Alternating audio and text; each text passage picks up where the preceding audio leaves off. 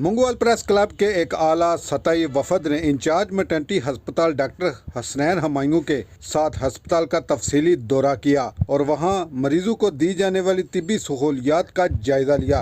وفد میں منگوال press club کے صدر محمد ثناء اللہ مٹو، جنرل سیکرٹری عدنان اسکر بٹ، نائب صدر Mian Mazhar Qayyum, information secretary Farooq Aslam, member Hakeem Muhammad تقیر اور خرم شہزاد شامل تھے۔ اس موقع پر انچارج ہسپتال ڈاکٹر حسنین ہمایوں نے وفد کو بریفنگ دیتے ہوئے بتایا کہ ہسپتال میں آنے والے تمام مریضوں کو بہتر اور تسلی بخش علاج فراہم کیا جا رہا ہے۔ انہوں نے بتایا کہ ہسپتال کے ریکارڈ کے مطابق سالانہ 600 کے قریب کامیاب آپریشن کیے جا رہے ہیں، جو کہ علاقے کے لیے ایک بڑی طبی کامیابی ہے۔ ڈاکٹر حسنین ہمایوں نے مزید تفصیلات سے آگاہ کرتے ہوئے کہا کہ ہسپتال میں لیڈی ڈاکٹرز اور دیگر پیرا میڈیکل سٹاف 24 گھنٹے الرٹ رہتا ہے۔ مریضوں کو مفت ادویات کی فراہمی کے ساتھ ساتھ تمام ضروری لیبارٹری ٹیسٹ بھی ہسپتال کے اندر ہی کیے جا رہے ہیں تاکہ غریبوں اور مستحق طبقے کو باہر سے مہنگے ٹیسٹ نہ کروانے پڑے۔ منگوال پریس کلب کے وفد نے ہسپتال کے مختلف وارڈ کا معائنہ کیا اور صفائی ستھرائی سمیت